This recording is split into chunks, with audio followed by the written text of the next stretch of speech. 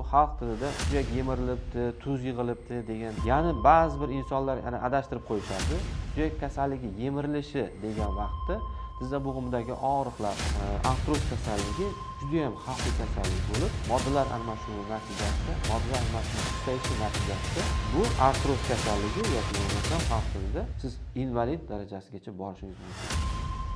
Suyak yemirilishi kasalligi bu xalq tilida suyak yemirilibdi, tuz yig'ilibdi degan so'zlar ishlatiladi, lekin aslida suyak yemirilishi holati qachon kuzatiladi degan savolga javob berishimiz kerak. Suyak yemirilishi kasalligi asosan son suyagi boshchasini aseptik nekrozi hisoblanadi. Ya'ni aseptik holatda son suyagi bo'yinchasini yemirilishi degan kasallik. Ya'ni ba'zi bir insonlar adashtirib qo'yishadi. Suyak kasalligi yemirilishi degan vaqtda tizza bo'g'imidagi og'riqlarni tushunishadi, yelka bo'g'imidagi og'riqlarni tushunishadi. Ya'ni meni yoshim o'tdi, demak meni suyagim yemirilayotgan ekanda degan xayolga borishadi va bizga bemorlar mana suyagim yemirilmayaptimi degan savollar bilan ko'proq murojaat qilishadi. Lekin aslida bularda suyak yemirilish emas, balki suyakni o'rab turuvchi tog'ay qavatini yupqalashi yoki bo'lmasam ba'zi qismlarda siz aytib o'tgandek yemirilish holatlarini kuzatilishi bilan kechadi. Lekin bu aslida tagida travmatologik, ya'ni meditsina tili bilan aytganda artroz kasalligi hisoblanadi yoki bo'lmasam aseptik nekroz golovka bedaning kosti, ya'ni son suyagi bochasini aseptik nekrozi hisoblanadi. Ushbu videoda suyak yemirilishi nima va uni kelib chiqish sabablari qanday va uni qanday aniqlash mumkinligi to'g'risida ma'lumot beraman. Menga murojaat qilayotgan bemorlarning ko'pchilik qismi tizza bo'g'imidagi og'riqlar, chanoq-son bo'g'imidagi og'riqlar bilan murojaat qilib kelishadi. Bu bemorlar asosan qanaqa bemorlar deb so'rasangiz, asosan ayol kishi va yoshi 50 dan o'tgan bemorlar hisoblanadi. Chunki bo'g'im sohasidagi og'riqlar asosan 50 yoshdan keyin ayol kishilarimizda hozirgi kunda ko'p uchramoqda. Sababi travmatolog ortopedlarga murojaat qilib kelayotgan bemorlar asosan tizza bo'g'imidagi og'riqlar bilan murojaat qilib kelishadi. Tizza bo'g'imida, chanoq-son bo'g'imidagi og'riqlar bilan murojaat qilib kelishadi. Buning sababi tizza bo'g'imida yosh o'tgan sari moddalar almashinuvi natijasida, moddalar almashinuvi susayishi natijasida bo'g'imlarda artroz kasalligining rivojlanishi bo'ladi. Bizga keladigan bemorlarning ko'pchiligi shifokorga murojaat qilmasdan ba'zi bir tabiblarga, keyin televizorda ko'rgan ba'zi bir mahsulotlarga yoki bo'lmasam qanaqadir chuvalchang yoki bo'lmasam qanaqadir igla terapiyalar, zuluk, keyin ari chaqtirish, keyin va boshqa tabobat usullaridan foydalanib davo choralarini topolmagandan so'ng bizga murojaat qilib kelishadi. Suyak yemirilishining asosiy sabablaridan biri bu bo'g'imlarda qon aylanishining yetishmovchiligi va o'sha qon aylanishi yetishmovchiligi oqibatida inson organizmidagi kalsiy, vitamin D, magniy kabi mineral moddalarning yetishmovchiligi natijasida kelib chiqadi. Bu moddalar nima uchun inson organizmida kamayib ketadi degan savol beradigan bo'lsangiz, bu inson organizmi yoshi o'tgan sari, inson organizmi qarigan sari moddalar almashinuvi susayib boradi. Bu narsa bo'g'imlarda, nafaqat bo'g'imlarda, balki ichaklarda ham kelib chiqqanligi sababli ichaklardan kalsiy so'rilishi yoki bo'lmasam qanaqadir ayol jinsdagi insonlar bo'ladigan bo'lsa, ayollarda farzand ko'rish yoki bo'lmasam qanaqadir gormonal disbalanslar, klimaks vaqtini bo'lishi sabab bo'ladi va sekin-astalik bilan bo'g'imlarda yemirilish kuzatilib keladi. Xo'p, ayollarda bo'lishining sababi bu gormonal o'zgarishlar deb o'tdik, lekin bu yerda faqat bitta gormonga bog'liq bo'lgan o'zgarish emas. Bu ayol kishilarda barcha gormonlarda disbalans kuzatiladi. Ya'ni har bitta farzand ko'rgan vaqtda yoki bo'lmasam klimaks vaqtida, ya'ni 45-50 yoshlarga yaqinlashgan vaqtda уже har bitta gormonda o'zgarish kuzatilganligi sababli bu jarayonda moddalar almashinuviga juda kuchli ta'sir qiladi va inson organizmidagi kompensator yig'ilib turgan, ya'ni kalsiy, magniy, marganets yoki bo'lmasa boshqa mineral moddalar periraspredileniya, ya'ni keraksiz joyga tarqalib, ma'lum bir qismini bo'g'imlarga yetishmovchiligi natijasida artroz kelib chiqadi.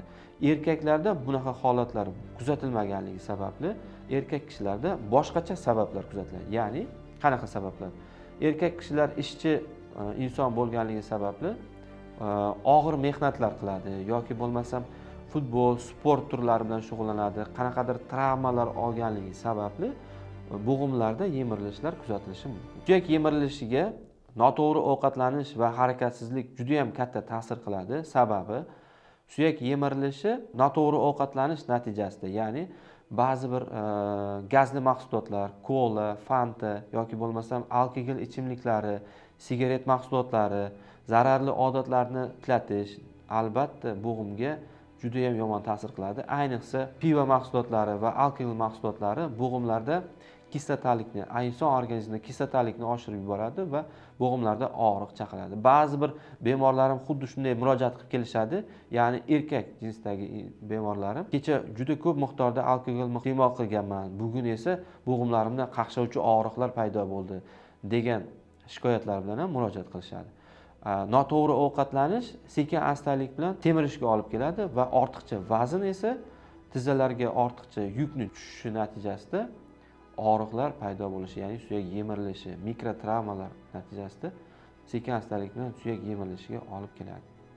Agarda sizda tizza bo'g'imingizda og'riqlar yoki bo'lmasam chanoq son bo'g'imingizda og'riqlar bezovta qilayotgan bo'lsa, siz menda suyak yemirilishi bormi yoki yo'qmi degan fikrda bo'layotgan bo'lsangiz, buni aniqlashda juda ham oddiy usuli bor. Birinchi o'rinda albatta mutaxassis shifokorga murojaat qilish va mutaxassis shifokor ko'rigidan so'ng maxsus tekshiruvlar bor. Agarda sizda yoshingiz 50 dan katta bo'ladigan bo'lsa, rentgen tekshiruvi, yoshingiz 50 dan kichkina bo'ladigan bo'lsa, magnit rezonans tomografiya tekshiruvidan o'tkazish bu suyak sizda yemirilishi bor yoki yo'qligini 90-95% holatlarda tashxis qo'yishga yordam beradi. Misol uchun sizda chanoq son bo'g'imida aseptik nekroz bo'ladigan bo'lsa, ya'ni hozirgi kunda eng ko'p uchrayotgan COVID-19 kasalligidan keyin son suyak boshchasini aseptik nekrozi deb tashxis qo'yiladigan bo'lsa, bunda suyak yemirilishining boshqacha turi kechadi. Agar sizda sekin-astalik bilan rivojlangan tizza bo'g'imidagi og'riqlar yoki chanoq son bo'g'imidagi og'riqlar yoki bel sohasidagi og'riqlar kuzatilayotgan bo'lsa, bu boshqacha yemirilish hisoblanadi. Buni oldin bemor tushunib olish kerak. O'zi qanaqa tushuncha o'zi u narsa, suyak yemirilishi o'zi nima o'zi degan narsani tushunib olish kerak. Endi shundan kelib chiqqan holatda sizda qanaqa belgilar bo'lishini aytib o'tish mumkin. Masalan, eng birinchi belgilardan biri bu suyak yemirilishida kuchli og'riqni paydo bo'lishi, ya'ni tizza bo'g'imida yoki chanoq son bo'g'imida kuchli og'riqni paydo bo'lishi hisoblanadi. Va aseptik nekrozda boshqacha, ya'ni og'ir ko'tarib ko'p yurgandan keyin kechasi kelganda qattiq og'riqlar paydo bo'ladi. Yurish vaqtida, harakat vaqtida og'riqlar ko'p bo'ladi. Bu suyak yemirilishining og'riqlariga xarakterli hisoblanadi. Keyin ikkinchi belgilar bor. Ko'pincha odamlar ajrata olishmaydi, ya'ni adashtirib qo'yishadi. Xo'p, bunda qanaqa nima? Bo'g'imlar shamollash kuzatilishi mumkin, chanoq son bo'g'imida shamollashlar kuzatilishi mumkin. Buni suyak yemirilishidan qanday farqi bor deydigan bo'lsangiz, agar sizda tinch holatda, ya'ni kechasi uxlaganingizda ham og'riqlar bo'layotgan bo'lsa, bu asosan bo'g'imlar shamollashi bilan kechadi. Agar sizda harakat vaqtingizda, ya'ni zinadan chiqayotganingizda, tushayotganingizda, yurgan vaqtingizda og'riq bo'layotgan bo'lsa, bu artroz kasalligi yoki bo'lmasam xalq tilida suyak yemirilishi kasalligida kuzatiladigan belgilardan biri hisoblanadi. Agarda sizda suyak yemirilishi aniqlangan bo'lsa, darajasiga qarab davo olib boriladi, ya'ni darajalari bor. 1-chi, 2-chi, 3-chi, 4-chi suyak yemirilishini, ya'ni artroz kasalligini 4 ta darajasi bo'ladi. 1-chi va 2-chi darajalarda konservativ davolanadi, ya'ni inson organizmiga mineral moddalar, yuqorida aytib o'tilgan vitamin D, kalsiy va organizmda qon suyultiruvchi va maxsus mashqlardan foydalangan holatda, ya'ni xondroitin sulfat, ya'ni ba'zi bir holatlarda gialuron kislotalari yoki bo'lmasam ba'zi bir holatlarda har xil batlar yoki bo'lmasa kollagen moddalarini iste'mol qilish natijasida siz o'sha prosesni to'xtatishingiz mumkin. Ya'ni 1-chi darajali artroz yoki 1-chi darajali suyak yemirilishi bo'lsa, o'shani 2-chi darajaga o'tishini yoki bo'lmasa 2-chi darajada bo'lsa, 3-chi darajaga o'tishini ma'lum bir vaqt davomida to'xtatib turishingiz mumkin bo'ladi. Agarda sizda artroz kasalligini 3-chi yoki 4-chi darajali, ya'ni suyak yemirilishining oxirgi darajalari aniqlangan bo'lsa, unda sizga ko'p mutaxassis shifokorlar o'sha operatsiya yo'li bilan davolanishni taklif berishadi. Chunki 3-chi, 4-chi darajadagi artroz kasalligini davolashni imkoni juda ham qiyin va davolanish sizga vaqtincha ta'sir qiladi va surunkali kasallikka o'xshab siz har 6 oyda, har 1 yilda bir marta davolanib turishga majbur bo'lasiz, agar siz operatsiyani xohlamasangiz.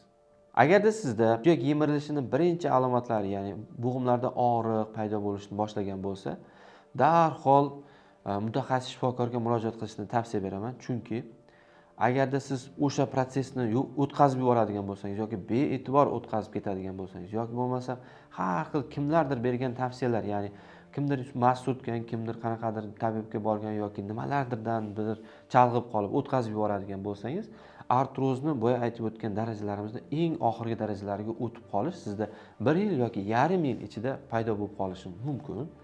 Endi bundan keyin sizga hamma operatsiya taklif qilishni boshlashadi. Ya'ni bu sizga artroz kasalligi juda ham xavfli kasallik bo'lib, birinchi belgilardan to'xtatib qoldingiz. Bo'lmasa siz invalid darajasigacha borishingiz mumkin. Ya'ni hayot tarzingiz shunchalik o'zgarib ketadiki, siz даже tualetga ham borganingizda og'riq bilan borasiz. Kechasi bilan uxlaganda 24 soat og'riq bilan yashaysiz. Agar siz shunga rozi bo'ladigan bo'lsangiz, unda siz hozirgi birinchi belgilar paydo bo'lganda mutaxassisga bormang va e'tiborsiz o'tkazib yuboring. O'z tajribamdan kelib chiqqan holatda, butun jahon standartlarini ishlatgan holatda, ya'ni artrozning darajalariga qarab butun dunyoda ishlab chiqilgan davolash taktikalari, ya'ni standartlari mavjud. Bu доказательная meditsina deb ataladi. O'sha доказательная meditsinaga asoslangan holatda sizni artroz kasalligingizni darajasidan kelib chiqib, davo taktikasini olib boramiz. Ortiqcha xarajatlarsiz, ortiqcha dori vositalarsiz davolab beramiz.